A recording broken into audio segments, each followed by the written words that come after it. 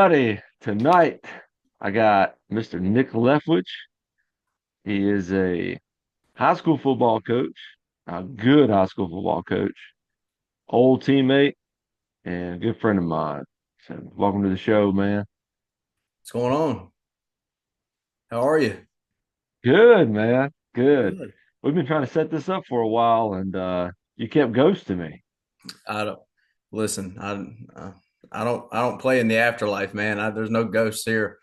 Things happen. But I'm just happy to see you. Yeah. Happy to see you too, man. You look like you might have a manifesto on you somewhere. I don't know. Uh, no, don't say stuff like that. That's not okay. It's Yeah, just with winter everything time. I'm trying to stay warm. going. Hi, you're man, first thing I want to talk about, I know it's kind of I know it's kind of your uh you've kind of everything I see you talk about post and everything is the 1-0 attitude. Mhm. And I think that I think that is such an awesome thing, man. Um just a 1-0 kind of mentality, just next. Next. I like that. That is awesome. Well, where'd that come from? Um, I'll be honest with you. I don't. There's so much you can take. I've probably heard it somewhere, sort of deal, but it's just simple. Like it's not something that's mind blowing, but I mean, when you think about it, to the simplicity of it, I think it just makes a lot of sense. I think and it applies to a lot of things. And that's the main reason that I like to use it. I think it just applies to life. Like it literally, especially as a high school student, athlete, whatever you're doing, you're going into the college realm, you're competing to get in. You're when you get out of high school or when you get out of college, you're competing to get a job. So you're trying to be successful all the time. So, and literally it's the only thing you can control is like what's next. Like right now, boom, I got to handle this and then I can handle the next thing. So, I mean, yeah, it's simple, but it clicks, and it just makes sense. The slogan is kind of want to know every day, every play. So, um, that's just something that our kids have bought into, and they did the same thing at Cave Spring. So, I think it's just a mentality, and again, it can be applied to whatever you're doing, man. So, For sure. Yeah, I when I see you post about that and I started seeing, 1-0, I was like, dude, that is such a good mantra because like you said, like you can literally apply that like every single day to your life, mhm. business world, getting a job, whatever, or football. Yeah. I I don't know. I think that was I really liked that. I seen it on the news. I was like, hell yeah, man. I was like, Coach Lefty, baby. He's out here 1-0. I like that. Yeah. Yeah, and then the other thing that we preach is just like if we had a motto, if you will, it's just attitude. Yeah. That's just have the right attitude. You have to have a winning mentality, a winning attitude. You carry yourself a certain way. You know you got to know how to handle your business. You have to have the right attitude. A lot of times with kids, when you use the word attitude, it usually has a negative connotation. Um, Yes. Yep. so getting them to understand that attitude is literally the one thing that you have complete control over. You have complete control over your attitude. So just make sure you come in with the right one. Otherwise, you're not going to have a good experience.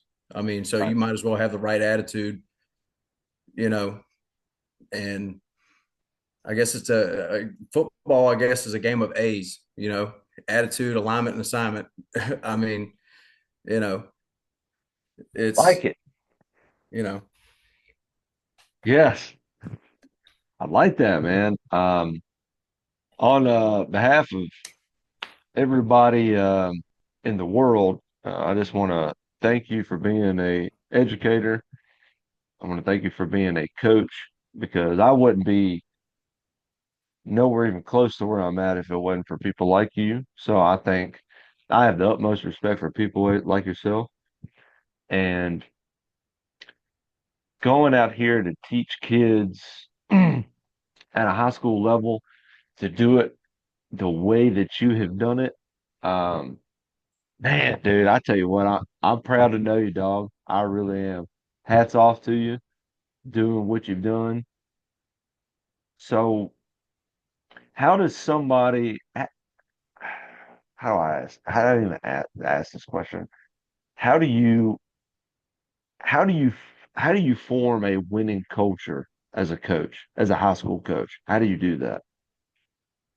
Um, I think one of the first things that has to be realized with any type of football team and, the success of it, it takes players. You know what I mean? So let me preface everything with I've been blessed to have some good players the past several years. Um, you know, and the other thing is too is the ability to buy in as a player. I mean, you played football. You had to believe in what, your coach was telling you. You know what I mean? As a staff in general, not just, the head coach, but you kind of felt you had assistant coaches that you were closer with and things like that. So you got to make sure that you put um, people around you that are going to help try to, obviously spread the type of culture that you want to have. So I've also been blessed to have some good coaches. So you're talking about how do you build a good culture? One, you got to surround yourself with good people, and you know, um, if you're in that type of position to be able to kind of pick who you want around you, um, you know, and as far as like, and again, the players got to buy it, and for us, I really think if a kid can understand and if a team can understand it, literally you just have to work your butt off and be physical, be tough mentally, and back to that physical part. You just got to be a tough person to play the game, um, and be able to be resilient. If you can build a culture of resiliency, because things ain't always going to go your way. You know what I Yeah, mean? Like one sure. thing that we try to do, um, you know, as far as a culture, I think one thing you want to eliminate, and I got this from my high school coach, and it's literally stuck with me ever since, is eliminate my bad. Like eliminate that Mm, type of excuse. And here's what we tell our guys: like, don't be afraid to make a mistake. that's Be right. afraid of not going 100%. And to add to it, the other thing that we like to tell them is it's never a mistake until the play is over. You may have taken the wrong step in your gap, or you may have taken the wrong step or whatever. You may have run the wrong route. What But keep playing. You may end up making a play down the field. We can correct the mistake. But if you just quit and if you don't keep giving effort, then it's a complete loss. You know what I mean? Yep, Like, that's so right. Yep, and so with the my bad thing, going back to that, like, don't say my bad. Guess what? We know it's your bad. Everybody knows. The people in the stands know that it's your bad. that's right. You know what I mean? So That's right. Yeah, you don't need to look at anybody and go, that was me. Like, no, just keep your mouth shut and just, hey. Now, if you keep making the same mistake, then we've got a problem. we But got if you're going to problems. learn from it Right. and then attack it, you know, properly the next time, or and again, they're high school kids, they're going to make mistakes. Sure. Pro athletes make mistakes. You're seeing it. I mean, you're seeing it. I mean, just that's life. You're going to make mistakes in whatever you do. So again, just with the culture, just make sure you keep going. As cliche Yeah. as it sounds, just hey, yeah, we're going to get on you if you continuously make the same mistake. Your effort is what we're going to get on to you about more often than not. I don't fuss at kids a lot for like you know missed assignments or whatever. Now, if it's a Right. continuous thing, yes, but if I mean, little stuff for us too. So another thing is, for any culture, you have to have standards, right? That's right. Expectations and standards. You don't have rules, you have standards. You got to meet them, and it's not hard. You just make it simple. Whether you want to do it or not is literally a choice. And so, and with kids nowadays too, it's just kind of funny. Like, and it was the same way back in our day. It's always been the same. You get that kind of retaliation to basic sort of things, being on time. You played with guys that were like, man, coach always talking about I'm late. Like, well, Yeah, yeah, dude. Like practice starts at this time. You knew that already, but so that's right. um, accountability, all the things that I think most people know. If you can get a high school kid to get it, and if you can get them to start, you know, being the leaders of it, a player led team is going to be more successful than a coach led team because they're the ones playing, and we tell them that, 100%. like, you're on the field, guys. Like, how do you want it to go? And that's the other thing too. I think you put that to them, like, how do you really want this to go? You showed up. You showed up. You came to practice today. You might as well give Do it it. everything you got. You might as because you got Yeah, to handle practice first. And another thing too is that there's so many things that go into culture, but it's literally just little things, and a lot of it's verbiage, a lot of it's consistency. With verbiage, here's one thing. When we make obviously when you're playing in the regular season for us, obviously everybody wants you want to make the playoffs. We like to phrase it, we want another Monday. Like we want another Monday. You got to have Monday first. Don't give me another Friday. Because if we got another Monday, guess what? That means we've got a Friday. So we got to look forward to that next Monday and that new challenge and that new mindset and go with that. So just again, verbiage can help create that sense of like, okay. And obviously the ideal situation is also preaching, how long can you keep this group together? Like, how long do you guys want to stay together? That's a big part of it. That's a huge part of it. that's a huge part. You can be a talented team in any sport, but if you don't And have a hate each other. chemistry that you want to be around each other, or at least fight for each other while doing what you're doing. I'm not saying you got to Right. hang out after practice, Sure. but if you want to keep that up, then you're probably going to be more successful than not. No matter how talented of a group you have, they'll at least fight for it. So, Yes. um, yeah, just again fighting for Mondays. So especially when you get into those playoff runs, um, and yeah. So I mean, I can keep going. I'm trying to think of anything else. I Dude, mean, this is literally stuff that we say all the time, and my kids mock me for it. Like they know it's coming. oh, I know they Um, did. they know it's coming. It's just those coaching euphemisms you have, That's but but but they know it. man, I tell you what, you got me ready to strap up, dude. Well, dude. So like, what's I'm funny is telling that you. like guys, I said, they mock me. Like we've gotten to a point, and it was this way, and I tried to bring this in even as an assistant wherever I was. You know, the my bad thing. It's funny when you see guys start doing it, like other guys are like, no, no, no, just hey, just fix it. Like, don't do that. Cause I'll holler at them. I'm like, I don't want, you go again, I go off about that stuff. You made the mistake. I know it. Fix it. I just need you to fix it. Okay. I'm gonna come coach you if you need it. But if you can tell me the mistake, don't do it again. Dude, that So is that again, is if you such get a good players point. catching it, and Yeah. sometimes you have guys, and again, if you can get someone on your team, leadership is everything. You got to have Right. good leaders. And that's hard to develop sometimes because depending upon, the type of group that you have, um, sometimes they're able to accept peer criticism and peer, whatever, just anything from their peers and be able to accept it, for the majority of the group. But sometimes that's hard to find guys that are willing to step up and also be able to receive that backlash, but again, that's life.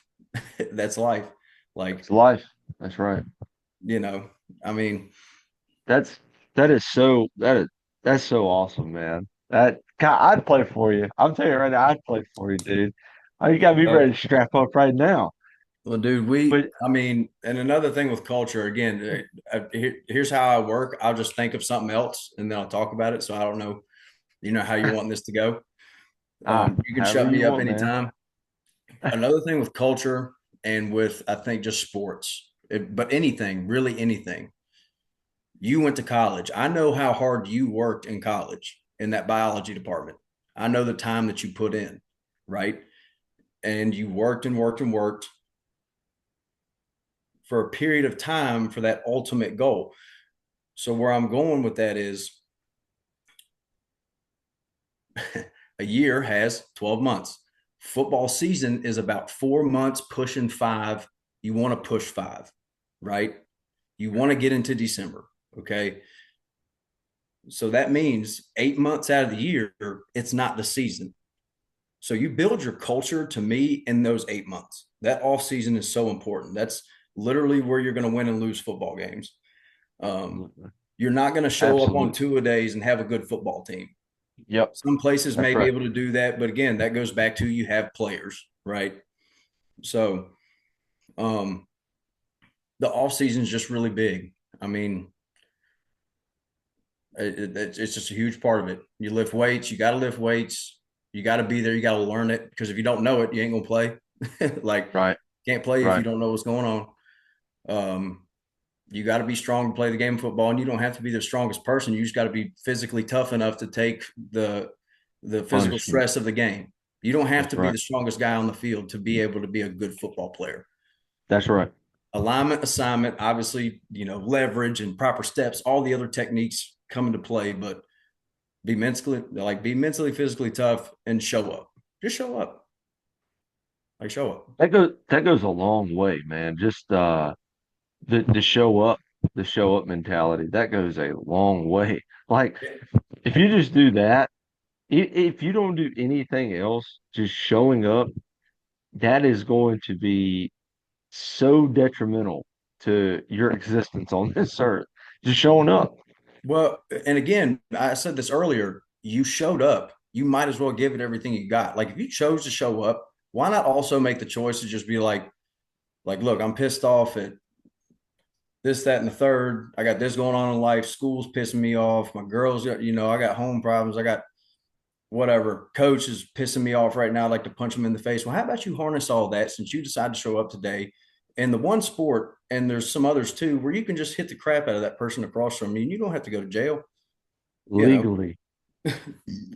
that's another thing Yeah. too. I think Yeah. again, that's the physical part of it. That's the phrase for me, it's a beautifully violent sport. It's beautiful Oh, violence. It's beautiful violence. Like, yeah.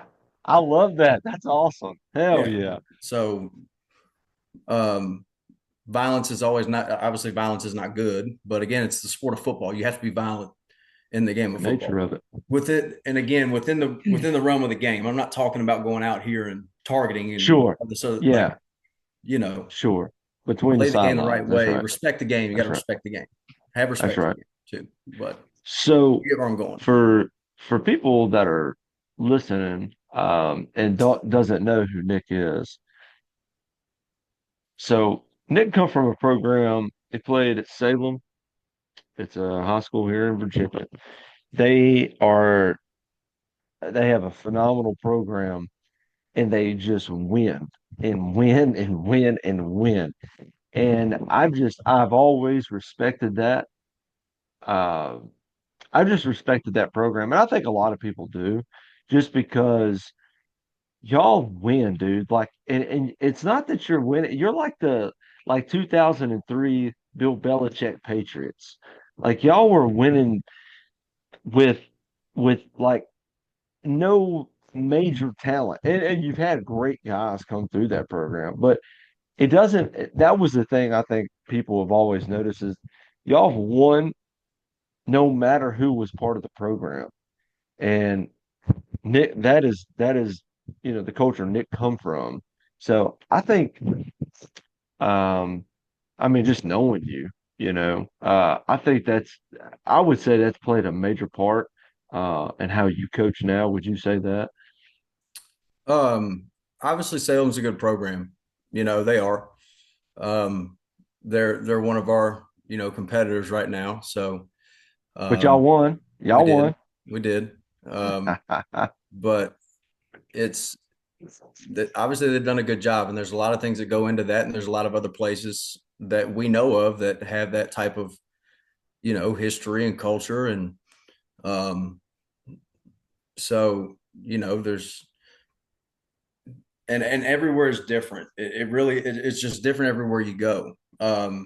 What's unique about Salem, and this is just it's facts, is there's one high school. You know what I mean? There's one high Right. school in Salem City, and there's one middle school, and there's four elementary schools, and guess what? It all feeds together. So those kids are always, and it's like that in other places, but it's Salem is just Salem. Whereas you have, like Roanoke County has five high schools. We're Roanoke City, we have two high schools, and so it's that type of feel is just different.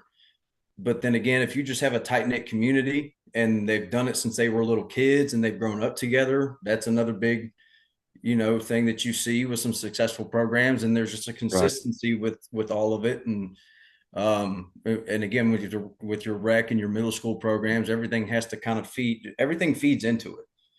You want your middle school program to somewhat emulate your high school program, at least the mentality of it. And you adjust it to what you have, you know um but I mean, Salem does have a great culture, but you know, obviously Maury's got a great culture. They're top team in the state. Your Phoebuses, your old school Gate The Cities, Smiths. your Graham High Schools right now in Right. Bluefield. You know, and I Salem's was I one of wasn't those. trying And to I wasn't trying to put you in a tight spot right there. I just want to make that clear. no, you're I was good. just No, no, no, it's I was okay. just shout, I was just shouting down the fact that you come from a winning culture Well, like so back to that, I got a little off right there. So as far as who I played for, I take a lot from Coach Mag. Coach Mag was my high school coach, and obviously before him at Salem was Willis White, who won multiple state titles, um, and as did Mag. And again, as a player, I believed in him, but I also grew up in a coach's household. My dad's a coach. He coaches with me now as my defensive coordinator. My grandfather was a coach. So I've just always been around coaches. I've always been around the game. I got to, Jim Hickam at Northside. If anybody, from Roanoke, if you know Roanoke, Jim Hickam was a legendary coach. And I got to watch him coach growing up. And you know, another part of it when you get into coaching is you coach with guys that you learn from as well. Like, yeah, I played for a great program, but then I've also coached with some coaches throughout my career that have really kind of helped mold who I, you know, am today and try to be like, or try to emulate, or try to take something from them. And that I still lean on for advice now. Talking about Coach Mag, like I still talk to him now. Like we go out to eat every once in a while and just talk ball and life, and it's just good to have those type of people in your corner. So knowing people is always good too. Um, but obviously your network needs to matter. But um, again, I was blessed to come up in a really good program, and we had a lot of success in the 4 years that I was in high school. So it was a very unique experience for sure. Not everybody gets to experience that. We were spoiled, yeah. um, and you don't realize it until you get out of it, and you talk to some people that like we played with, and Oh, oh yeah. and I remember you guys would ask me, it was be like, man, what do y'all like do? I don't know. And here's another thing too, and this is where you got to get to a culture. It ties together, and this is what we're talking about. We never went into a game thinking that we weren't going to win. You, we Yeah. just went, we just went into it like, all right, we gotta win tonight. Like that's And we you can see that. Like you can just see I see it like I was working a second shift back during football season. So I'm sitting there, I get to see all the Friday football scores and everything. And like there are teams that you can just sit there and look at. You can tell when they go into the game, they show them, they're going into the game, playing, halftime, everything. Those boys walking in there, they never even thought about losing. It never crossed their mind. And yeah, that to me, I think as a coach, like if you can if you can develop that mindset with young men, you've won. It doesn't matter even if you won the game, you have won at life, dog. Because that is a tough mentality, especially today. And I think coaches today, hats off to all the coaches today. I think it's harder for them to do that now than it was when we were doing it when we were growing up. But yeah, I mean that I mean I don't know. I just think you can see it. You can literally see it, and um I don't know. I think I, I don't know. I mean, I know you've mentioned that before with your kids. I keep saying kids. These are, 16, 17-year-old, dudes, but you talked about like how, they didn't really even they didn't care who they were playing.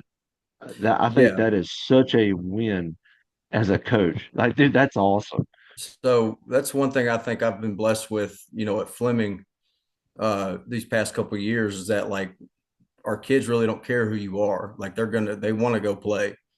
And That's that's awesome. something that Fleming's always kind of had. Like Fleming's always had talent, Yeah, always for had sure. talent and things like that. And it's nothing against anything. It's just, sometimes things click and we've clicked and there were teams. I mean, again, Fleming in the early 2000s, the 90s. I mean, shoot, Oh, like, the come on, talent man. was Like, unbelievable. and they were good, but they were a good football team. They were good. They didn't just have talent. They had a culture. Um, when I was at Fleming as an assistant, especially the COVID year, one of the most fun times I've ever had coaching. And part of that was the fact that it was a freaking year long off season because you didn't play until spring. But we were around those kids all the time, and we just had so much fun. And we got into the season and we made the state semifinals. And it was one of those teams where, we had some talent, but it wasn't like the most talented group Fleming ever had. But they wanted to be together. Again, that's that wanting to be together sort of stuff, wanting to stay together, keep it going. We put in all this work. Let's just keep it going as long as we can. And so you only get to do this stuff for 4 years if you do it the whole time. So, you know, um, but it's it's been good, man. Again, with the kids that we've had, and even at Cave Spring was the same. Like it was such a quick turnaround year one, but they bought what we were selling, you know, and we competed a lot better than Cave Spring had in years past. And again, it's just Absolutely. like it's not because of me. It's because these kids believed in something that we brought in. You know what I mean? Like that's what it is. Because again, they're the ones playing. Now, yeah, we implemented a system that helped us out and all this other stuff, but again, they're the ones playing the game.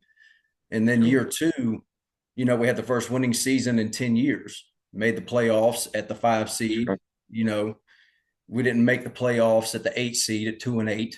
You know what I mean? Like we had a winning Right. record and went in, lost a double overtime, but we competed our butt off. Um, and, we had some good wins that season. Um, and that was a lot of fun too. Again, I mean, we went 6-5, but I had a lot of fun coaching that team. Um, and then being at Fleming, we've had, two good years, first 2 years. Again, I've been blessed to have some good, again, that comes with guys.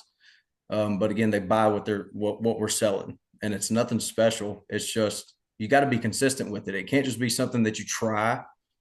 Yep. I mean, because it's really simple. Now, again, being successful is going to help that thought process in the mind of being like, oh yeah, what he's saying is true. Like I'm going to buy into it because look, it's Right. been working. And obviously, you may there's phenomenal coaches in all sports that have never won a state title or a national That, championship, yes, and that's they're right. fantastic coaches. And that doesn't mean that they're not as good at like you know, not everybody has to be Andy Reid or Nick Saban. You know, I mean, But Leftwich, what you have Frank done, Beamer never won a national title, but Frank Beamer was a heck of a football coach. is a good man too, but So let's not sell yourself short here. Um, you've done every there's kind of a trend with everywhere you go, it seems like the program wins. So Well, again, that's also you have good people around you. that's right. You have good people. Again, fortunately for me, like That's right. I deal majority. I do the offense and the special teams. Don't know if I'm worth a darn at either one. Again, I think we've just been pretty good, but I know I got a really good defensive coordinator and my dad who's been coaching for 30 plus years. You know what I mean? So having That's right. him is a huge help. And what I've also had are coaches who are there the majority of the time. We talked about that 8 month period. Football don't pay much, right? Like high school football doesn't pay a lot, but my coaches are there in the off season almost every day. We're 3 days a week. Majority of my coaches are there. And I got coaches that also coach other sports. That's cool too. Like that's connections in the building. That's just relationships amongst teams. It's all good. So if you can surround yourself with people that buy into you, buy into your program, and buy into the school, you surround yourself with those type of people in my business, you're gonna enjoy it a little more just in general because everybody will understand what you're dealing with, Right. and you're not just coming from the outside all the time. Um, Right. but surround yourself with good people. But we've had some good runs here the past several years. And even again, year Yeah. one at Cave, I that was a fun year. We competed better. We went 3-7, but there were some games we could have won, and shoulda, woulda, coulda. That's coaches talk. But some one possession games where you're 6-4 year one, but you were just a player two Yeah. away, and that's Yeah. that's sports. That's life. I got to quit saying that because it's so cliche, but I mean, it's just But it it's true. translates, man. It translates. It's dude, it's so true. And I've worked with people, man, um, in the quote unquote real world, and you can spot people that have played team sports. Like you can spot them just like that.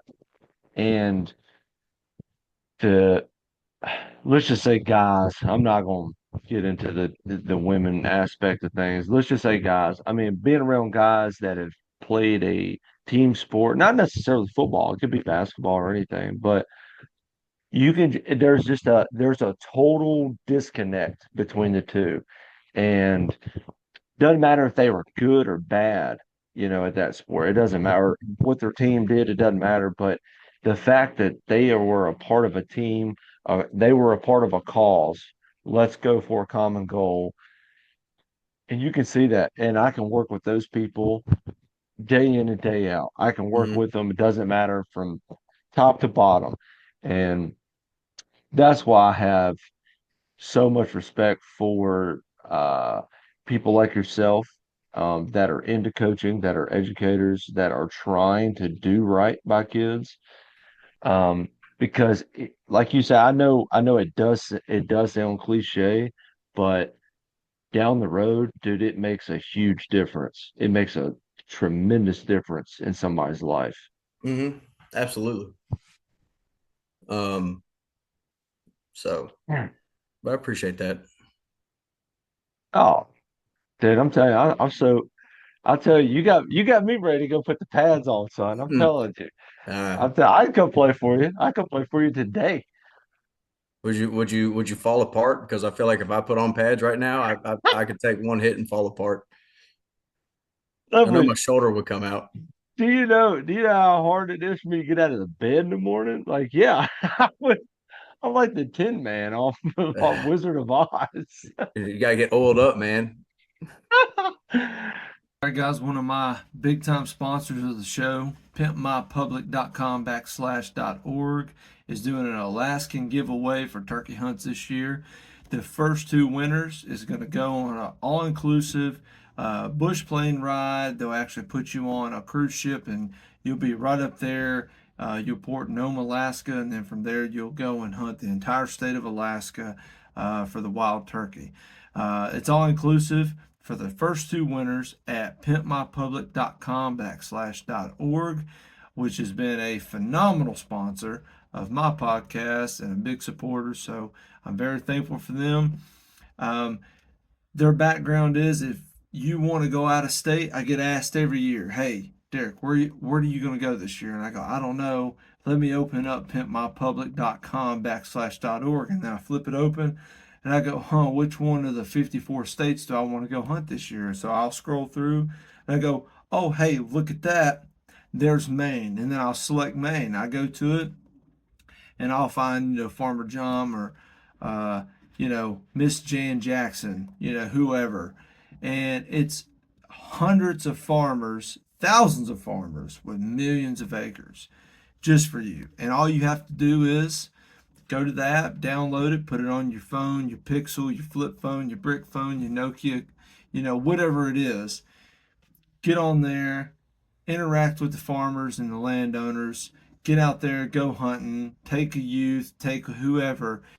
We were talking about well, I was just giving you guys praise, man. I did not go into the coaching field. Uh, I don't know if I would have been a good coach or not. I don't I kind of feel like I wouldn't have been, but I have the utmost respect for coaches, especially at the high school level, because I think that it means a lot more at that level for young men. So yeah, my hat's off to you, dog, and I'm super proud to be your friend and to know you. And I yeah, I wish you nothing but the best, dude. I really do. Appreciate that, Comer, but I think you'd be a good football coach. You're a good player. Yeah. I think you'd Well, be a I good mean, coach. I don't know, man. Like I mean, for me, I just wanted to coach LBs and just shoot, red man. Like that's like that's all I wanted to do, and just rock with the boys. Like that's all I wanted to do. Yeah, If I would have done it, but um, I you'd be don't a good know. coach. I You'd be a don't good know. coach. I would coach under you in a heartbeat for sure, 100%. If my Well, if my if my man Leftwich called me up and said, yeah, I need a LB's coach, I'd be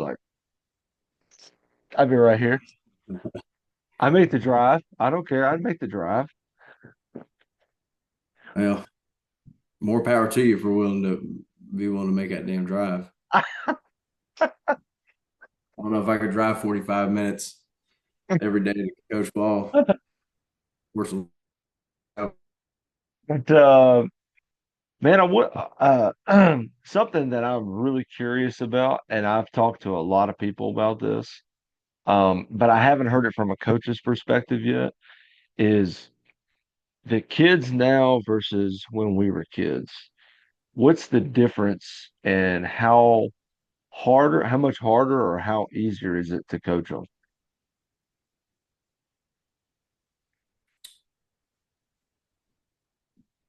stuff's just different than when we were kids anyway. It's just like stuff was different, to our dads when we were coming up.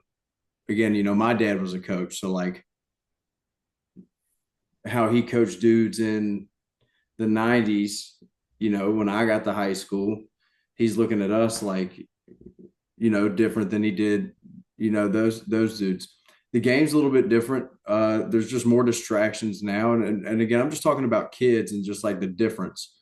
Um, there's so many more dynamics to adolescent life now and just life in general. I mean, shoot, like the cell phone is the craziest thing. Um, Oh, can't imagine. uh, but there's still kids that were there's a lot of kids out there that they have the mentality that we had, or like the work ethic and the stuff like that, and the grasp of reality. Like there's kids that hold themselves accountable is what I'm trying to get at, because I think that's what a lot of people say now with kids. But kids only know what they're taught. um Parenting's different.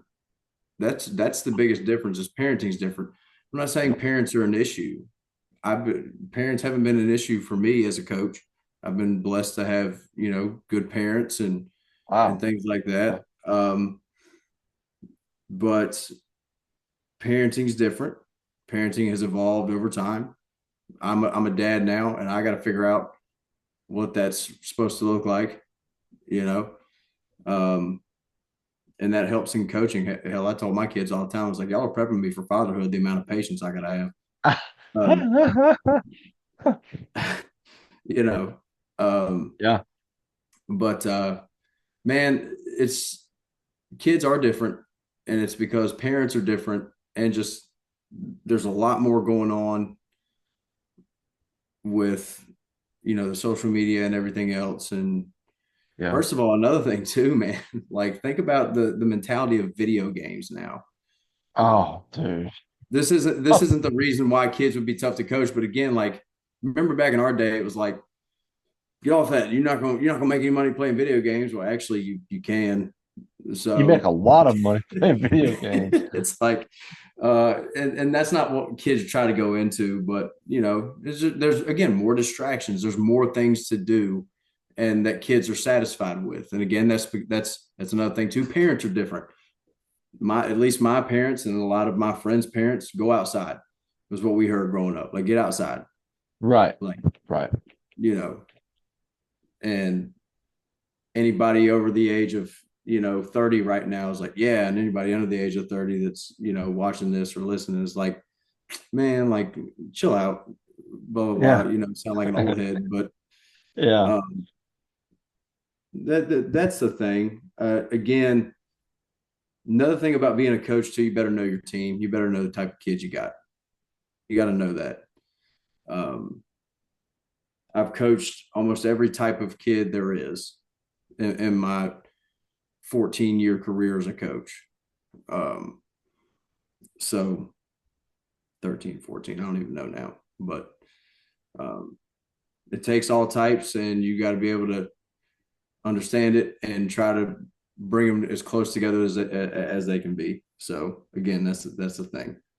Yeah. Um, but I wouldn't say that. I don't think it's more difficult to coach kids now. Um, I think the It's game is just just different. different. There are some things that I Yeah. think are more difficult. There are, and I think you know what they are as far as just Oh, 100%. loyalty and Yeah. accountability and hard work and all that. Like a lot of stuff's done for a lot of stuff for these kids now. A lot of stuff's been done for them, especially in the school realm. You know, Right. it's times are just different, man. But They're just uh, different. You're right. I mean, it's different now than when I was coaching high school kids back in 2014. When I first got into high Really? school coaching. Yeah, it's That much different. different. Yeah, yeah, absolutely. Like, Wow.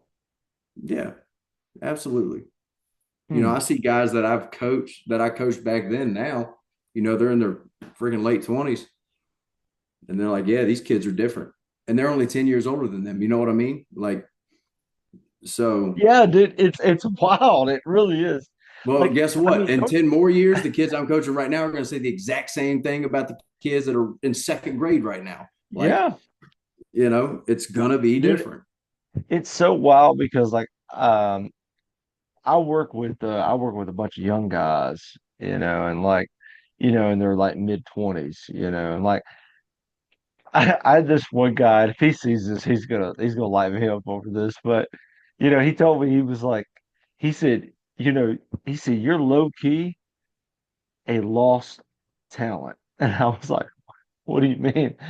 Because he like pulled up like YouTube or something one day, and I was like showing him like football, like current football, NFL, and it was a defensive end, and I can't remember who the quarterback was. I think it was Jalen Daniels or whoever the Washington quarterback is. Yeah. Mhm. So anyway, he runs runs a zone, out of the gun, and I'm like. And the defense end just comes up there and just looks starstruck, he like runs up there and everything. And I told him, I was like, that guy had 27 options and he chose none of them. He screwed up on everything. And he told me, he's like, you know so much about football. He's like, but you don't coach or anything. And I was just like, yeah, I know. But But me and that guy was talking, and I just told him, I was like, it's so much different now. Like the style of football is so much different now than it was 20 years ago. And I said, now I don't know. It's like kids grow up with a foresight of their career. When we grew up, it wasn't really like that. It was more like if you had the talent and the size and the speed, you can go and do these things.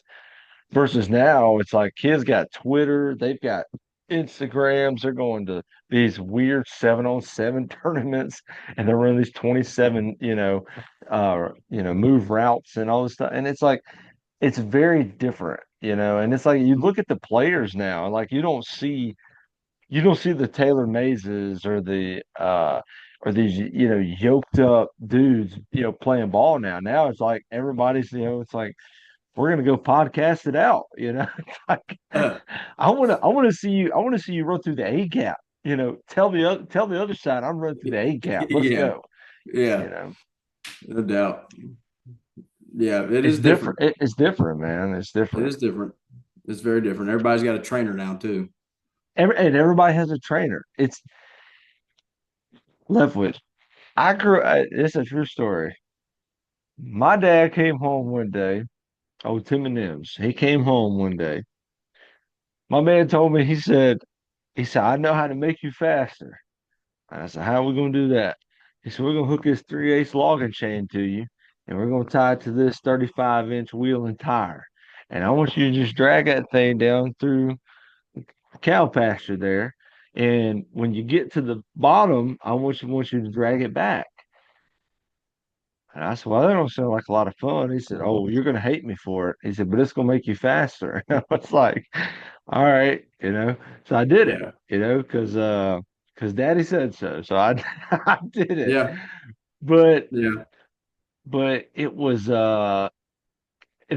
there was no training, there was no trainer.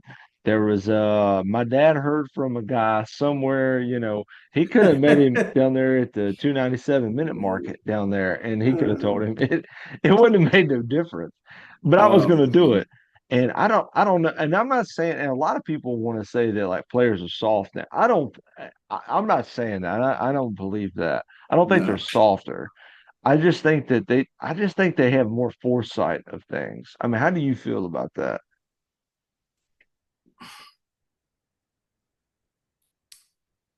it's definitely different. And what I said about the trainer, like there's good trainers out there, by the way. Like there are, Oh, sure, for you know, sure. Yeah, and fortunately for me, I've got kids that work out with us. You know what I mean? But you know where I'm going with that. But I do. as far as a foresight, like I think what's really different now is the comparison thing. Oh, he's got an offer. Why don't I have an offer? Oh, You okay. know, and I think Okay. so that's something that's different. You know, um, and obviously, what you see now is the glorification of going to, obviously a D1, which has always been a top tier thing, but now it comes with NIL money and this other stuff and all that, and so just playing college ball now, D2, D3, you got kids that want to do it, Right. but I don't know. I don't. Everybody wants to go D1, you know. Everybody. Um, and just because you don't go D1 doesn't mean you're not a good football player. Like if you play college Right. football, you were probably a good football player, you know. Right. Um, but again, there's a lot of comparison. There's a lot of, you know, just Do you think it's it's because of competition, but social it's not media? competition. It's too much envy at times. Yeah. It's too much of look at what he's Right. got, or how about don't worry about what he's got. You may not even be envious of, but don't worry about that. Just worry about what you can do. Do you, You know, Nick, do you uh, think do you think that comes from social media in itself? yeah, And absolutely, social media, yeah, yeah, yeah, yeah. absolutely. Um, you know, kid, I'll say it. Kids today are more attracted to highlights than they are results of something. You know what I 100%. mean? 100%. Yep. Winning matters. Kids still know who wins, but they're going Right. to talk about it's basketball season right now. They're going to talk about, hey, he just broke his ankles and did a 360 windmill, but they didn't show him that they lost by 30. Or I mean, they did, but that didn't matter. It didn't matter. Sort of thing. So, Exactly. um, but It's I haven't seen that affect my kids all that much. But you see it. You see it. yeah. You Um, still see it. Yeah. yeah. It's So weird. It's weird too, man, because it's like we would have, and I'm not excluding it for any young person listening to this. I'm not excluding us from that. Like, I think if we would have had the technology to see what y'all had now, we would have done the exact same thing. I think that our parents would have done the exact same thing. I think that, absolutely. humans are just they're just prone to doing it, you know. Yeah. Thank God that But we didn't have the stuff that they have now. oh, dude, Thank God. dude, I used to get on so we had some guys from my high school. All right, funny story. That's the guys from my high school. What was the message board? Was it Preps, Virginia Preps? Yeah. Whatever the message board for Virginia was. Yeah, they'd get on there, everybody would talk stuff to each other. I Yeah. can't remember what it was. It's Virginia Preps. Was it Virginia Preps? Yeah. It still Yeah. exists. Uh, okay. All right. Yeah. That shows you Yeah. that just goes to show you my age and how far I'm out of the loop on this. All Hmm. right. So they would get on there and the boys from my high school would be hyping me up. All right. They'd be like, Derek Comer's the best triple option quarterback, this and that. I had no idea. We'd be in the game, and this guy, we were playing Blacksburg, all right, my senior year. And anyway, I kept it double dive. I kept it coming around the end, and this guy smoked me. And anyway, I got up, and he was like, "You talking all that stuff?" And I was like, "What? I don't even know what you're talking about." So I come back, dude. For the whole game, this guy was like on. And this guy must have been like big and like forums. And we shake hands after the game, and like I told him, I was like, "Hey man," I was like, "You was on." I think he was a spy. I don't know what he was, but he was on me like every play. And I told him, I said, "Hey man, good game." And he was like, "Yeah." He said, "I ate you up tonight, didn't I?" I was like, "Oh yeah." I said, "Yeah, you did a good job, man." He's like, "That's what you get for talking all that stuff." And I was like, I didn't say anything. I don't know what you're talking about. I wish I would have known because I Yeah. would have definitely talked some stuff. Yeah. But and then the boys from my high school told me, it was like, "Oh yeah, it's like we've been on there for like 4 months talking stuff." I'm like, "What?"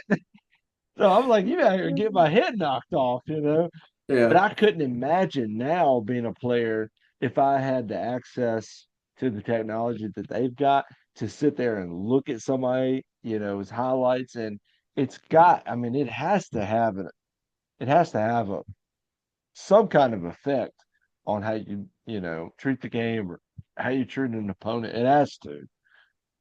It can, and depending upon who you are as an individual, as a player, and then the type of team that you have, which is made up of those players. Where I'm going with this is, kids see a highlight of a kid that's really Yeah, good, and they're like, "Gosh, right. I don't know if we got it." Or do you watch it and go, "All right, well, here's something I like to say." I'm like, because again, respect the game, respect your opponent too. We're not going to, I don't sit there. If they got good players, we're going to tell them, "Hey, this guy's good. Okay. He's good." We're not going to beat around the bush. Y'all can sit there and say he's trash all you want, but you better respect his game because he's good. Right. Right. So what you got to do in this game, but you got to do your job. And if you do your job, guess what? There's going to be a highlight missing. You know what I mean? Like allow this. Let's make this game a game that he don't make highlights out of. 100%. You know, one of those Yep. things. And not only that, it can be a motivational tool. You don't put it this way, but there's the reality of, because you talk to college coaches, they may be watching a film on a kid and they may see another player in a game that did something really well. That wasn't even the kid that they were watching. You know what I Right. mean? So you have the potential to not only create your own highlight, you may have a highlight on some other dude's film that's a And top and tier dude, player or something. that And so, yeah, that happens all the time too. yeah. But as far as, kids being affected by, the stuff like that, you I can only control so much. So Right. I can tell my players, stay off social media, don't be talking trash, like just leave it alone. We're not gonna get into Twitter fingers, like we're not doing it, but I don't know what they're doing. For the Yeah. most part, I'd like to think that we leave that stuff alone, but Right. kids talk. It is what it is. But if you can eliminate that and keep the trouble out of social media is not a bad thing. Like we use it with our football team. Like I don't mind social media. Like it's a way for me to promote the program I um, love it. and our I players and stuff like absolutely that. love it.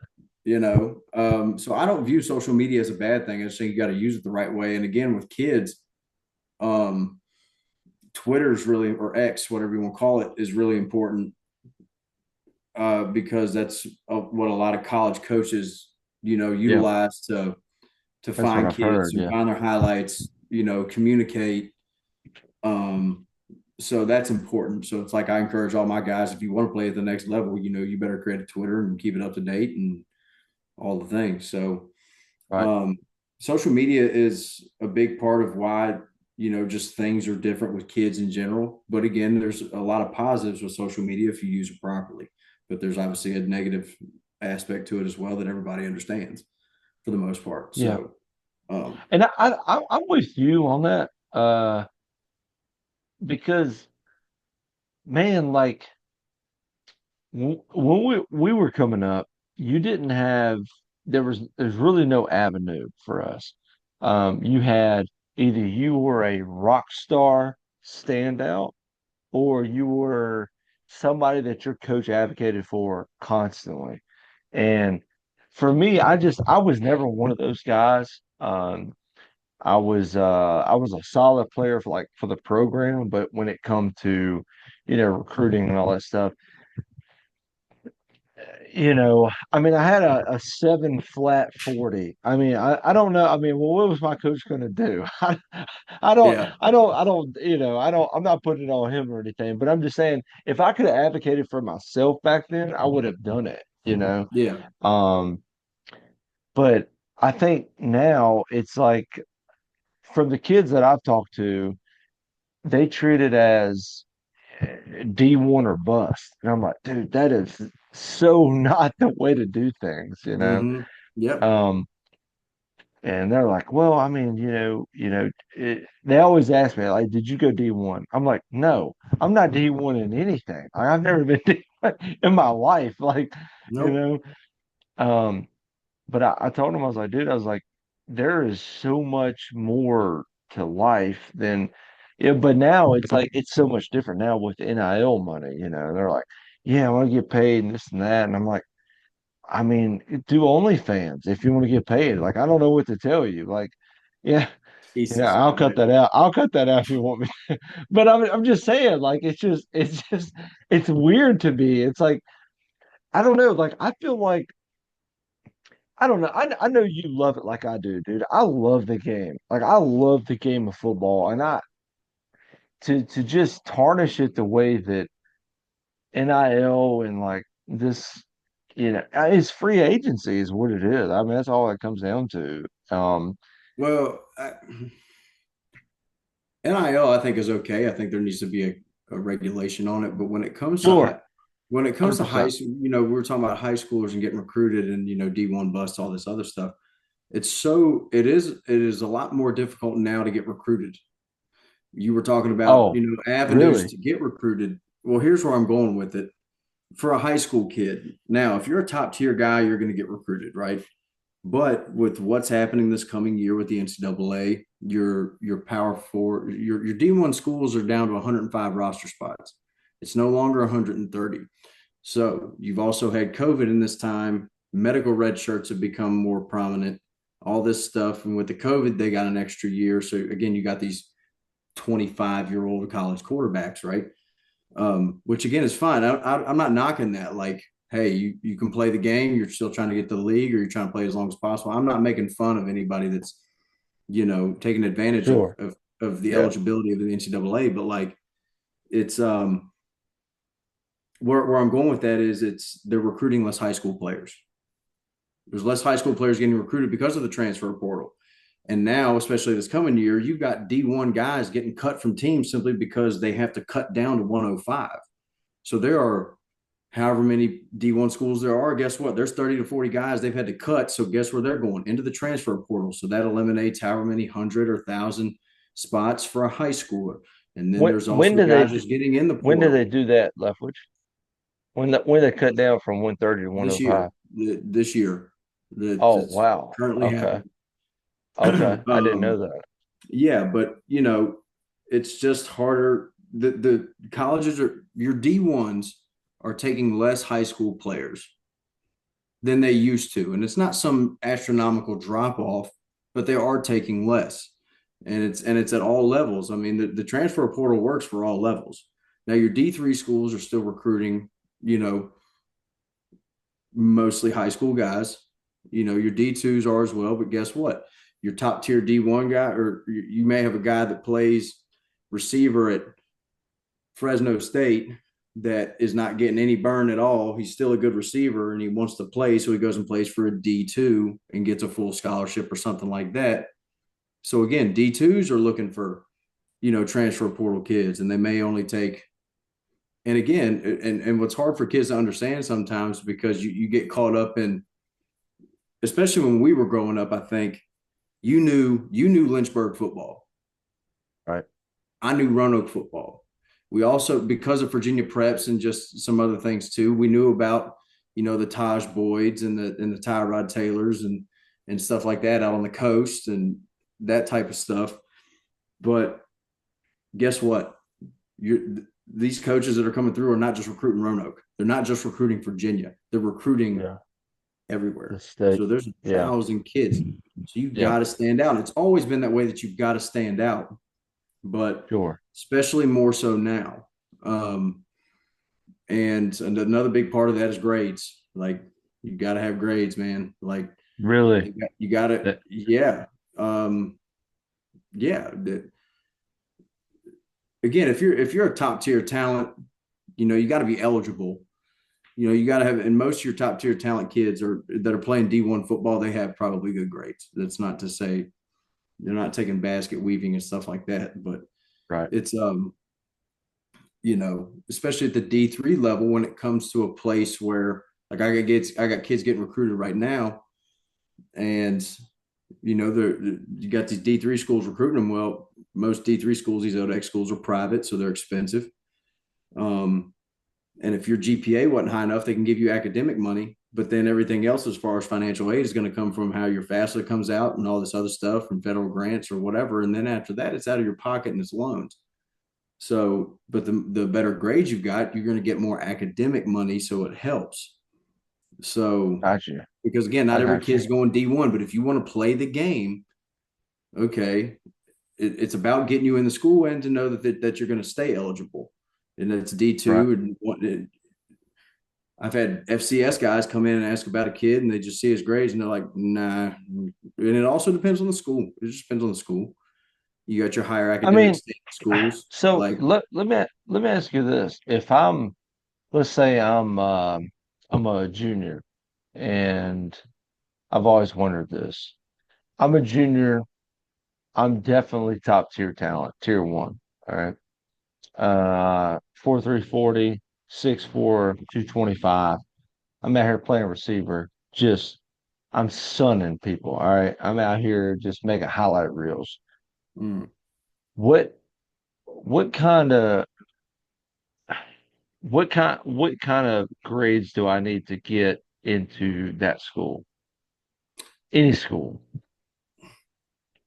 well, the NCAA, there's a minimum NCAA requirement, and it's a 2.0. 2-0. So as long as I can stiff arm somebody through the ground and maintain a 2.0, I'm good. I can go anywhere. You can be NCAA eligible, yeah, but that doesn't mean in Florida? anybody's going to take you, because some schools have prestigious Right. academics. Sure. Like, I'm not going to Navy. I may go to, well, like so, like, Tennessee or something.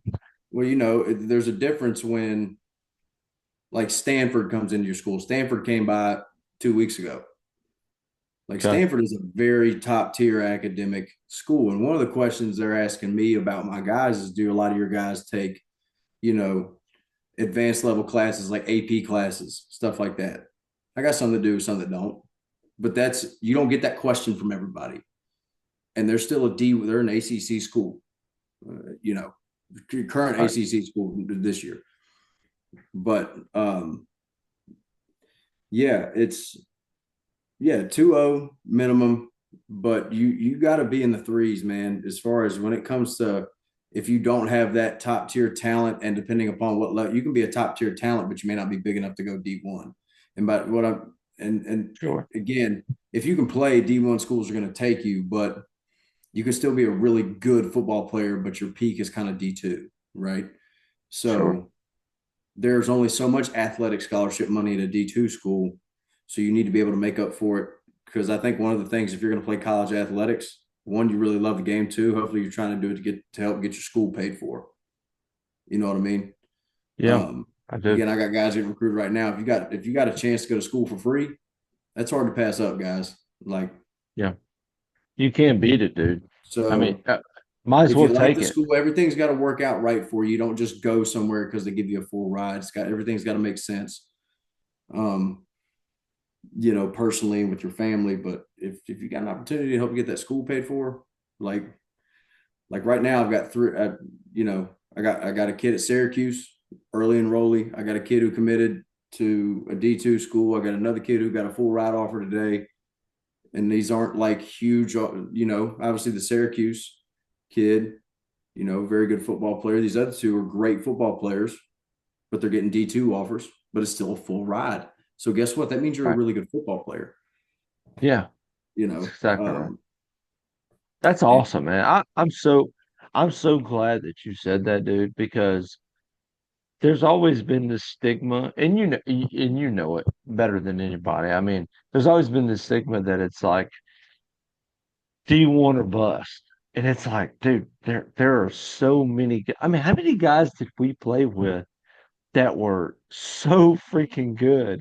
And you're like, yeah, it's like they were an inch too small. They were, 10 pounds, too light, or they were 10 too slow. It's like there are a lot of guys that are really, really good and can have very good careers and still have really good educations. But I don't know. It's like, I guess that's why I'm asking the question is, you know, I'm not framing it real well. I'm not a great interviewer here, um, but I don't know. It's to me, it's like there's so many opportunities, and I think that's what you just touched on. There's so many opportunities, mm-hmm. outside of just D1, big time D1 ball. And there's a lot of guys that go D1 that they don't see no burn, dude. They're just Yep, not getting it, And it's like it's yep, not that they're bad players. There's three other guys in their position. yeah. Somebody's better than you. There's always somebody That's better right. than you. There's always That's somebody better all. than you. That's exactly right. Yeah, You gotta make sure you're working and doing the best that you can do. Because if you don't, guess what? You're never gonna have a shot at doing anything. Like, you're just not. And again, that goes back to culture. that's It right. goes right back to culture. It Like, does. don't expect to play if you're not going to be willing to compete. Like, That's right.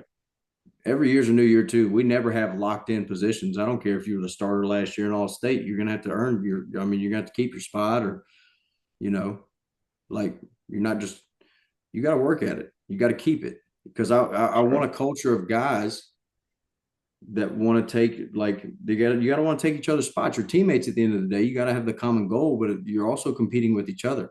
You're trying to we're trying to run through the other team's face every single play, Every like, just play. run through their Come on. face. But it's during practice, during two a days, during the off season, you better be trying to run through each other's face. And and Yep. taking what you apparently think that you deserve. Like, you got to earn it. Like, I'm full of euphemisms, but it's that simple. Like, it's that It's simple. simple. It's It's simple. that simple. It's not anything far fetched. You don't need to read, some crazy philosophical book about it. It's just that simple. So just do it. I mean, Awesome. I don't know. That's I don't know. awesome. It's Yeah, dude. Yeah. another No, thing with culture too. I forgot to mention this too. I want to throw this in there. Something about culture. You better make it fun. Like, as a oh, coach, I got to make sure that what we're doing is also fun, right? right. Because we have Yep. standards, expectations, and there's things that we have that my kids don't necessarily like, you know. But again, I'm going to stand on some of those things, because at the end of the day, what you're wanting is not important, and I need you to understand that it's not important. Right. Like, you know, like. But again, I got to make it fun. So again, the off season, 8 months, you better make it fun. You see it, those competition Thursdays we have with like the tire tug of wars, the harness stuff. We're Love like, it. I I'm love doing the it. leverage ball. We're bringing the leverage ball back. Like, we've been doing competitions recently. They just haven't been the ones like that. It's more of like individual stuff. We just do something on Thursdays. And again, you make it a competitive environment, because that's what you're there to do. You're there to compete. Like, so obviously kids want to run routes and all this other stuff. And we're going to get into that with this off season, which has been, the weather's been cold and stuff like that. But what can you do besides just lift weights? You got to do something to make it fun, make it competitive, Gotta and make it another part of fun. that is turning it over to them, having them have some ownership and really want to do it. Like, they call out, like, you force guys to call out groups and run the workout, and I'm just there to kind of facilitate, and they run it. You give them ownership. The more ownership that you can give a team, the better too. Yeah. And sometimes you I can't was always gonna, do that. You can't do that. But again, going back to making it fun, like, we have fun in practice. Like, again, not everything we do is fun. Wednesdays for us, I didn't come up with this. This was something that was happening prior to me becoming the head coach of Fleming, but we call it No Friends Wednesdays. Wednesday is our oh, most Wednesdays is our most competitive practice. Like, all right. Tuesdays and Wednesdays are full contact days. Mondays a lot of install. We were talking about like making it fun for them. Practice has to be fun, but fun again. Here's something that at some point somewhere, and I think it's coming back in a broader spectrum. Like, winning matters. Yes. Winning 100%. winning matters. And again, that's that where we go 1-0, that 1-0 mentality. Like, winning, it's just funny. Like, there are moral victories. More victories are real, but they're not. That's not what you want. You know what I mean? You don't want to just compete really well with someone. You want to win. Like, We're you're here going for to the try to win dub. in everything you do the rest of your life. So, That's right. at some point, I feel like there was all winning's not everything. Blah blah blah. No, winning is everything. Actually, it's everything. It's everything. At least for me, like, I'm a competitive person. Now, I'm not going to sit here That's and right. throw a fit if I don't win a game of checkers or something. But I'm gonna, you know, but you got to learn. You got to learn. You got to know how to lose too. Again, that comes with respect for the game, That's and right. That's right. um, but winning matters. So I think that's another thing with, again, I keep going back to culture. Winning, you better make it competitive. You bet your practice better be competitive. You got to do something competitive in the off season. Again, we do the competition Thursdays, whatever, and Which that are also awesome. includes, it doesn't just include some of the stuff that we post, like we post on social media. You do one-on-ones with receivers and DBs. You do one-on-ones with linemen, D linemen. You just, it's fun for them. They want to compete. They want to talk trash to each other, and have that fun and be kids and stuff like that. And so, Right. I feel like I'm a strict coach, but again, I'm also aware that, like, again, know your team. I've had different teams, and some teams you got to build up to be, hype, and some teams you got to, let's come down a little bit, you know. You know what I mean? Yeah, I do. Yeah. But again, the most important thing is winning. And so here's what I say to the guys literally before every game. I could pull any of my players in here right now, at least at the varsity level, and they could tell you exactly what I'm going to say before they hit the field. You love each other, you trust each other, you go want to know every play, and the most important thing is you have fun while you're doing it. That's your goal tonight. You love each other, you trust each other, you go want to know every play, and you have fun. You have Hell fun. yeah. That the most important thing of this whole game of football or any game, especially for a high school kid, you got to have fun with it because you're only going to do it for so long. You're only going to do it for so long. And everything ties together. Guess what? You showed up. You might as well win today. You might as well.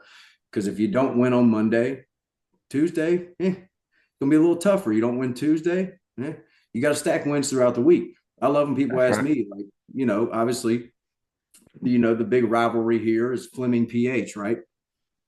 I'll just use that as the example because the easy go to. People ask me on a Monday, y'all ready for PH this week? No. And they'll look at me weird. And I'll be like, we ain't had practice yet. Oh, okay. They'll see me on Wednesday. You ready? You ready? No. We got to have today's practice, and then we got to have Thursday's practice. You can ask me Friday if I feel like we're ready or not. I feel on Friday. Like, I love this question too, and it's a generic question and it's a fair question. It's just this is how I answer it. How are y'all gonna be this year? We ain't put pads on yet. I couldn't tell you. Who knows? Until we put some pads on and we can see what Yeah. we're made of a little bit, I can't tell you how we're going to be. 7-on-7 means nothing. So, 7 doesn't mean uh, we do. And again, the competitive fun part, we do 7-on-7s. that's right. And what's kind of cool around here that we've had in the Roanoke Valley, Lynchburg, guys are hosting lineman events as well. It's not just skill kids, Oh, lineman stuff going on too. cool. So, Okay. we hosted some 7-on-7s last year. We had EC Glass and down for one, Franklin County down for one, and they brought their linemen, and our linemen competed while the skill guys were doing 7-on-7 stuff. So, but again, you go to some of these, you were talking about earlier, these 7-on-7 tournaments and this, that, and the third. Guess what? It's kind of like you were talking about you earlier. I want to see you in A gap. Like, let's see what happens there. You know what I mean? Like, Hell yeah. Because you can be a So, heck of a 7-on-7 team, but then when them pads come on, you might be soft as you might be soft. Hollywood, you know? So let me ask you this, Coach. Um, what I see a lot of 7-on-7 postings. I see a lot of guys running 27, move routes on 7-on-7s. What is the coaching perspective on that in today's culture? So I'll speak on me personally, how I handle 7-on-7s. We're going to run what we're going to run in a game. I don't have a 7-on-7 offense. Now Gotcha. there's certain things that I think that we do that may not be great for a 7-on-7, and I've had to learn that over time. And it's still stuff you're going to work here and there, but I think there's more of a focus. You also got to figure out what do you need to get out of the 7-on-7. Right. 7-on-7 is only good for certain things. Again, it's competitive, but it's not great for receivers. It's not. It's not great for quarterbacks. It's okay for quarterbacks, but guess what? Quarterbacks don't have 5 linemen in front of them, don't have a rush coming at them, don't have, there's no one here. You know what I mean? It's good So for you you DBs to take get a you take feel. Like you linebackers, take it's not great for linebackers either because it's pass. Because as a linebacker, you got to make that run pass read, yeah, and check it. it's pass. So another Sure. part of that is also staying disciplined and taking those run steps first as a linebacker and a 7-on-7, then getting to your drop. And that's something that you focus on in those 7-on-7s. Like, cool, you got to your drop, but guess what? You didn't take a run step at all. That's not good. Yeah, Take your run that's step. I exactly don't right. care because we know it's a pass. So we've already eliminated one of your main parts of your job. Take the run step first, Yes. and then go do that. But Yep. you know, We uh, got to win. We got to win right here. So my thing is like I see Now, I'm not in the coaching world. I am not in sports at all. I'm not. I see what I see through that comes through social media. That's all I see. Yeah. So I see these destroying videos and these guys are running 27, step route. I'm like, Mhm. dude, it took 46 seconds for you to get that route off. Like, Dude, I put no a, quarterback in the world is ever going to have that much time. most 7-on-sevens, you get a 4 second clock, That's right? it. You 4 seconds. That's right. And guess what? 4 seconds is too much time. 4 seconds is it for any For any most high school team. football programs, you're Yes, not going to get a consistent 4 seconds. you're going to Consistent. get two and a half. Yeah.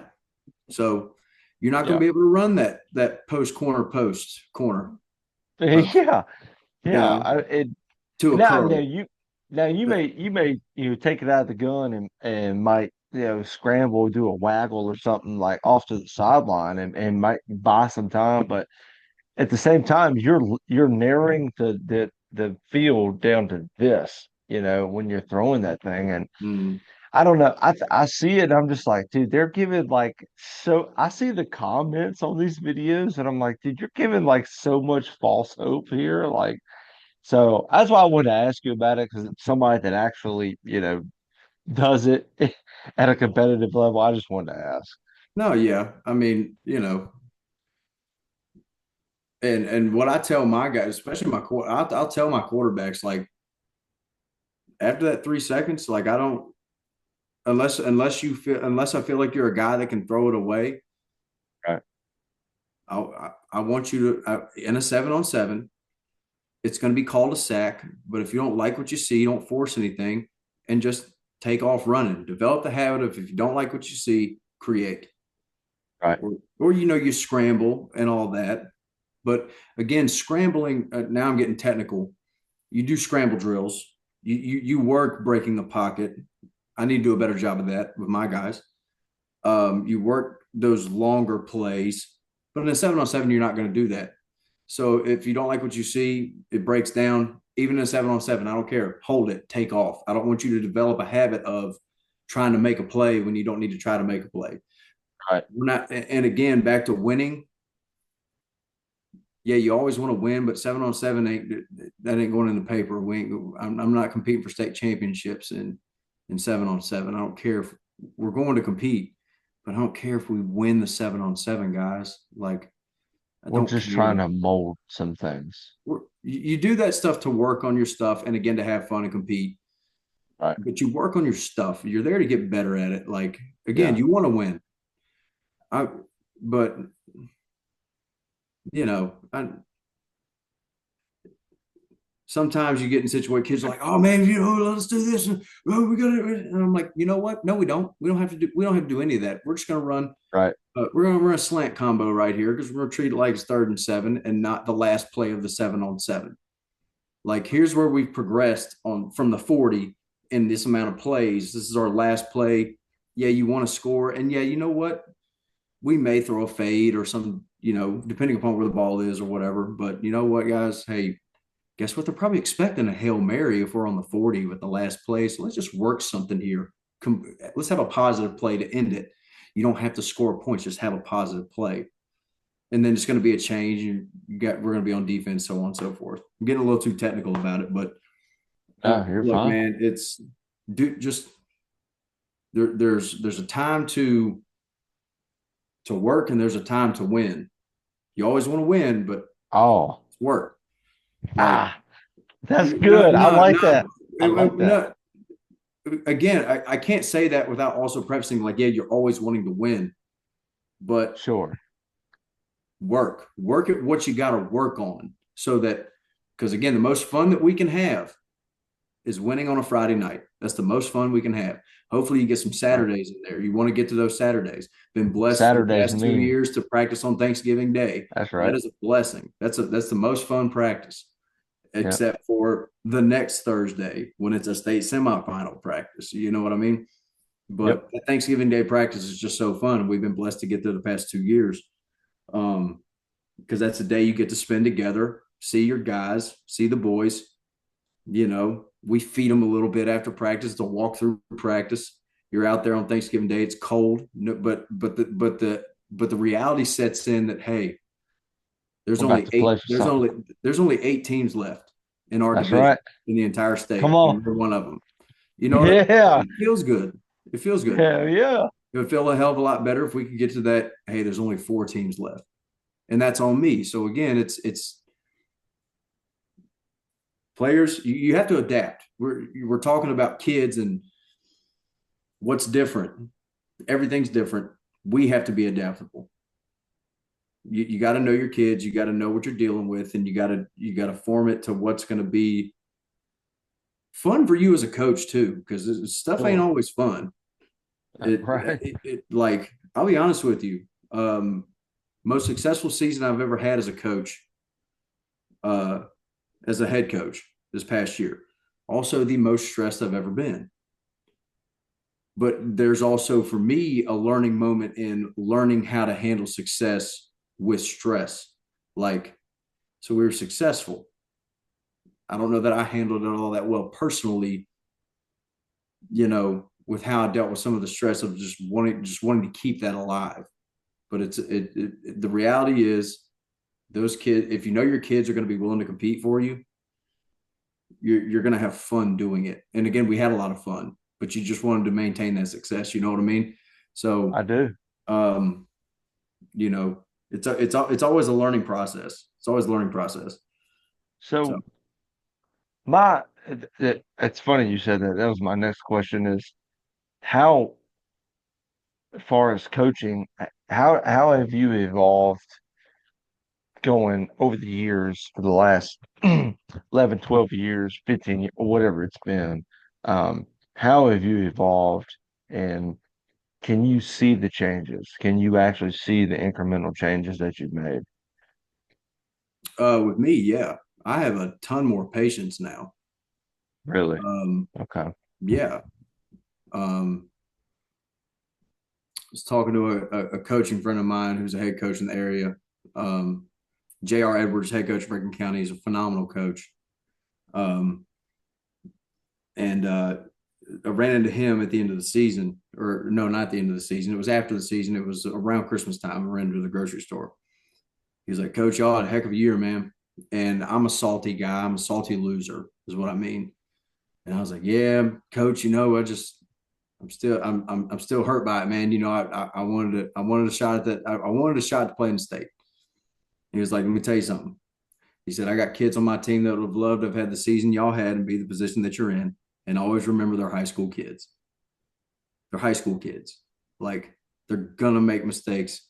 It's not always gonna go as you planned. And you see it at all levels of sport, but the reality is that they are kids. They're Right. kids. Um, Right.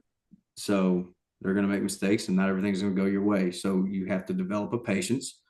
You have to understand where you're at. And, you know, that's where those moral victories can come in sometimes. Sure. But Yeah. but I don't like them, and I don't. Yeah.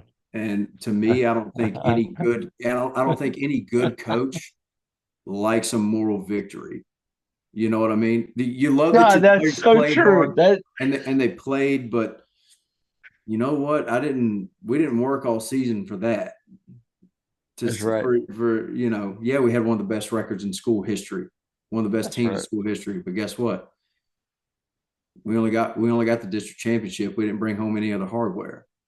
Like, That's right. all we got was that same runner up region trophy that we got last year. It's the same thing.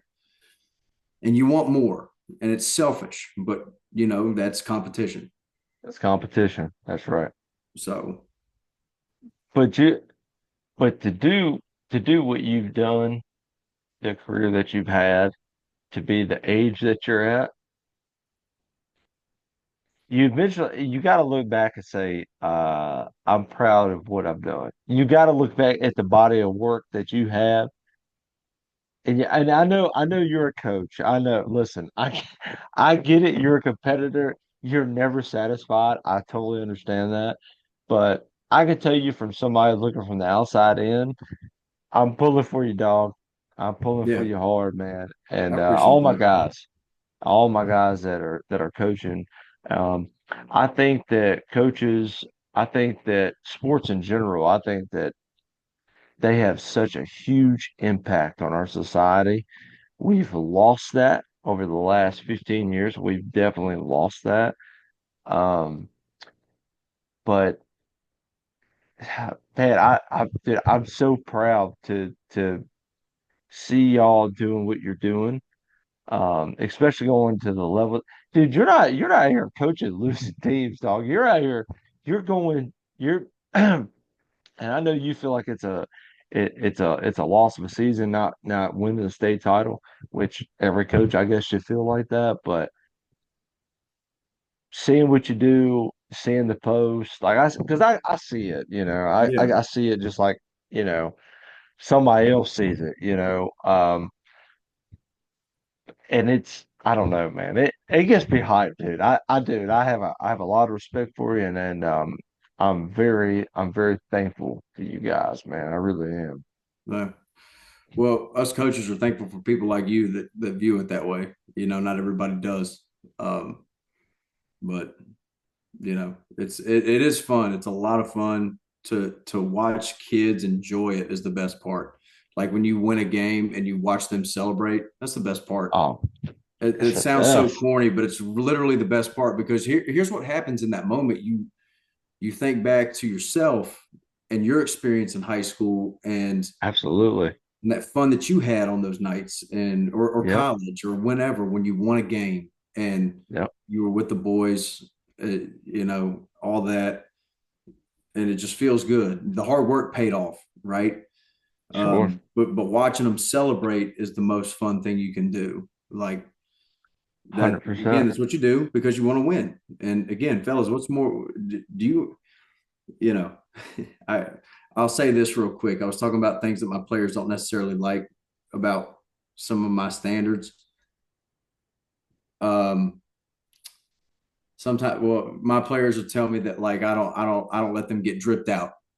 You know what I Oh, mean? Like, um, I don't allow you don't. I don't allow visors unless you have a medical reason. My Um, God, you're not. you're so corny, man. What are I you don't doing? let you wear sleeves. Now, if it gets cold, we'll wear some sleeves. If it's cold, you'll wear some sleeves. Um, and they got to be a certain color. They got to be white or blue. Got to be white or blue. Um, as far as like, I used to be like, all right, your cleats got to be black. It got to be a black base cleat. But now it's just, you know what? Whatever you buy, it better be school colors. Okay. It's got to be, you're not, hey, we're blue and gold at Fleming. You're not going to wear red. You're not going to wear neon green. You're not doing it. Like, you're just not. I don't care. Like, I don't even, here's another problem too. I play for It's you not a right problem. now. It's a I problem with swear to my God, kids. I'll play for you right now. I, I was like tights, just tights. I'm like, Coach, no, you can't wear tights. No. What do you need them for? Wait, tell me why you need them. What's the reason? Well, and again, later in the season when it gets cold, I'll let you wear tight. Yeah, I want you to Right. be. I've lightened up on some of that, but like, players are like, Coach, you look good, you feel good. You feel good, you play good. I'm like, would you rather be a good-looking loser, or would you rather just win the game and focus on winning the game and doing your job, or do you want to be focused on having to fix your freaking arm sleeve between plays? Sure. You're lining Sure. up at DB, adjusting your whatever when you should be looking at motion and this, that, and the third, but you over here pulling on your sleeve or making sure your 16 mouthpieces, you got at least one of them in or something like So, that. yeah. So, Um, so I'm going to, I know you may not like it, but for you players that's watching, do you remember us when we was in college? You remember the armbands and the yeah, yeah, ah yeah. That's college, though. That's college. ah? And it's not just So college. Guess what? Guess what? That's what they allowed us to do. If it wasn't, guess what? I'm not gonna go against whatever the standard is. I'm not going to do it. Listen, I'm not trying to, you know, contradict any of your coaching methods. I'm not at all. But what I remember, one of my fondest memories I always think about, we were playing West Virginia Tech, and I can't remember what it was. I think I had a sack. And I come over and me and you had practiced this handshake and this day. You remember this? Yes. We were in West Virginia. Yes. And I come over and dude, we handshaked and all this and that, dude. I was so hyped. I was like, dude, that I was like, that was hard. I was like, yeah, that Yeah. was hard, you know. And we were, what do they say, dripped out. We were dripped out, had our armbands on, dude. We looked good. Well, first of all, that was West Virginia Tech, so they had AstroTurf. So we all had turf sleeves on. Otherwise, you came home with no skin. Um, you know, and as far as like you're talking about, you brought up celebrating. I actually tell my guys like they'll practice. It'll be water breaks. It's during water breaks or like pre-practice or after practice. I'll see them practicing end zone celebrations. I'll watch them.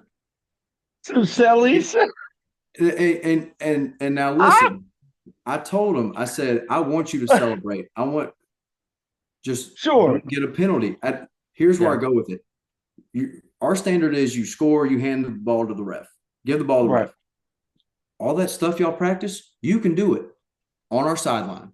Get to Yeah. our sideline. You, as long as it's appropriate, you celebrate however the heck you want. I want you to do that. You want to know why? Because it's fun. And that's a difference in when we played and now. You know, like our coaches weren't having that at all. At all. And I'm not tooting my own horn for that, but you know what? Kids want to do it. Is that going to affect the outcome of our game if they do a It's celebration not. on my sideline? No. No. Guess what? They're having fun. They just scored. Celebrate. Yeah.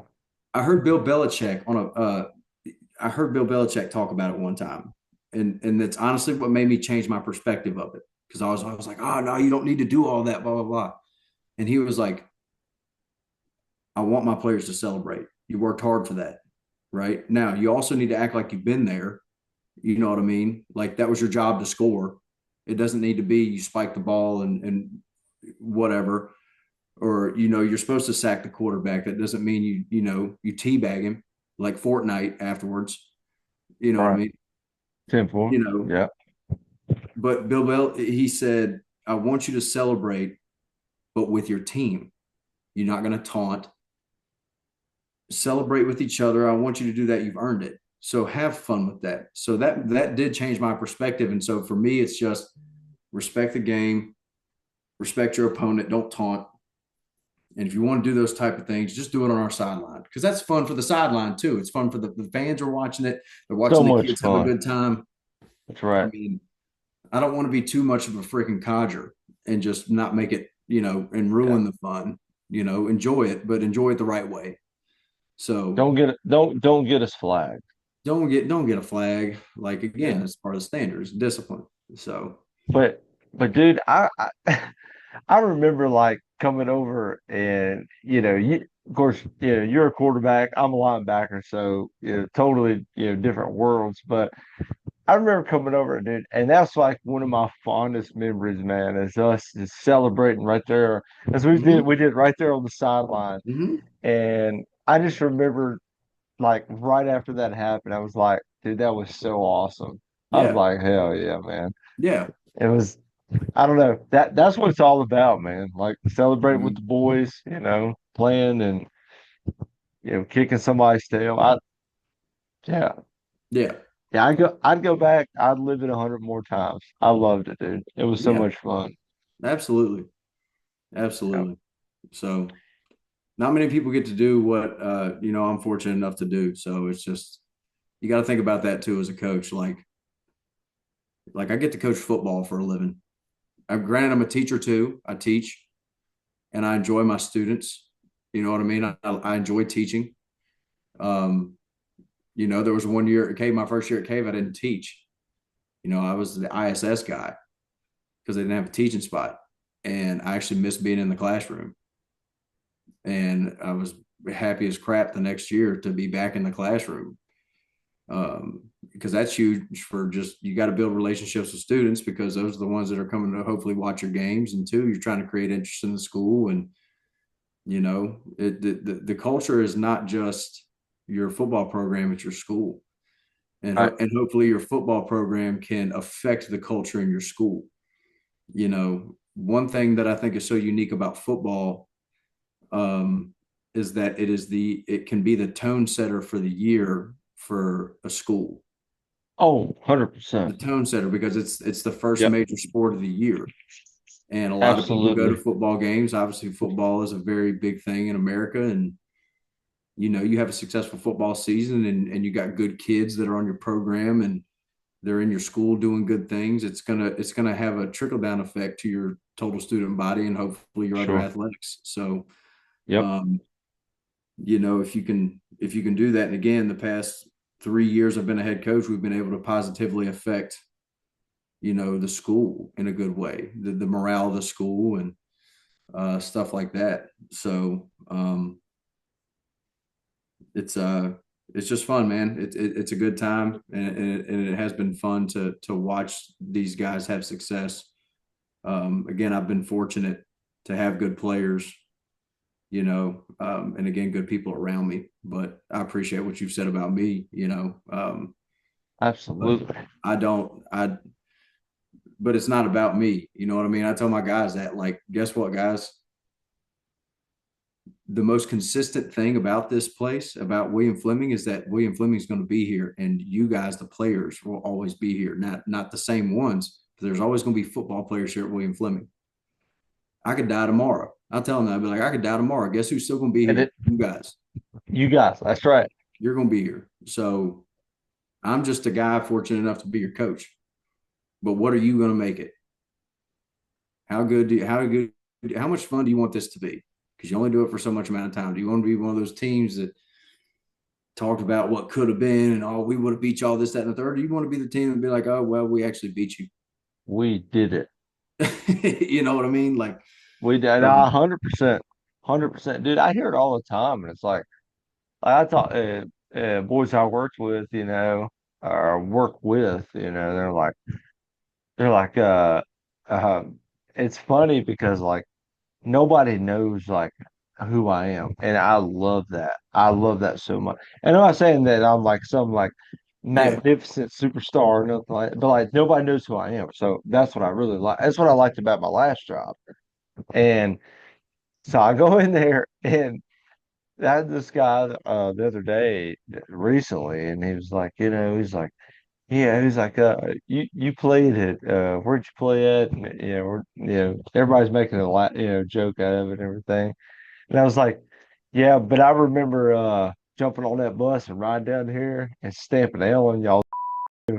I was like in yep. high school. I was like, you remember that? And he was like, I was like, now we on 45 on y'all on a Friday night. And he was like, oh, I was like, yeah. And I was like, and then we got on a bus and we came back. And I like that. I love that about that. So, you telling your players like, um, eh, don't be a what if or a could have been kind of guy. Just go there and do it. I love that. Dude, that's It's so it's it's awesome. that simple. It's that simple, dude. And but Nick, we drawing down on time, man. We got a little bit less than 7 minutes. So, but dude, I really appreciate it, man. I love talking to you, man.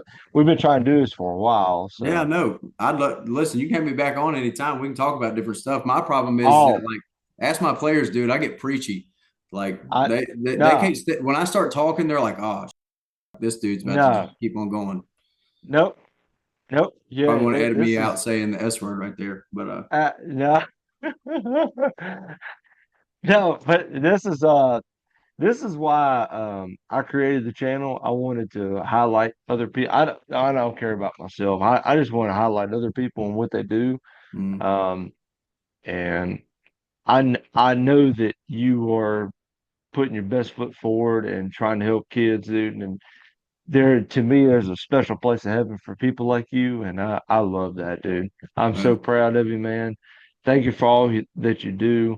And I know that your players, I know they love you, man. I know they do. So Well, I'm proud of you, dog. I Thank you. appreciate you. I appreciate you. I'm proud of you. Look at you. Yeah. Look at you. This is Look, awesome. look, look at me, not giving anything back to the sport. Nothing. Not doing anything for the sport. No, yeah, you are. But other than interviewing guys like you. So, Well, but uh, but man, let's do this again. I yeah, want to do this again. So, no doubt. all right. But thanks, man. Thank you for taking time. And I know you got a kid now. Yeah. Congratulations. Yep. Yeah, it's Um, oh, Daddy Leftwich, baby. Daddy mhm, Leftwich. That's why you grew that beard out. That's exactly why you grew it out. I Show guess. who Dad was. Uh, listen, if I don't have a beard, I look like I'm 12. I don't need to look like I'm in high school. Listen, I'm not gonna everything that I say on here. I'll do it to make you look good, so I'll cut that out. Players on here clowning you, in the They locker did. room. I cut all my hair off. They're like, "Yo, you got a bean, bro." My players clown me all the time, man. I don't care. Like that's the fun of it. Again, that's the fun. Like It is the fun, man. But you come from a lineage of coaches. yeah. Um, I think that is something special in itself, and I'm I'm super proud to have known you, and I'm super proud to have lived with you and played with you and all that stuff. So hell yeah, man. You keep rocking and rolling, dog. No doubt. I appreciate you, Derek Homer. You're the man. You're the man, Nicky left. Ah, all these Let's do people. this again, dude. I want to do I mean this was awesome, dude. I know you could talk for days. Um, let's do this again. Please, I'm down. All right. But everybody, this is Nick Leftwich, head coach of the William Fleming Colonels out of Roanoke, Virginia. And he's the man. I'm proud to call him my friend. Likewise, my guy. All right, buddy. Well, I'll holler at you and we'll set something up. Might be midsummer. That Okay. sound all right with you? Yeah, All right. no All right, doubt. buddy. Hey, thank you, man. Thank you for your time, buddy. No, thank you, man. All right. See you, dog. Later, brother.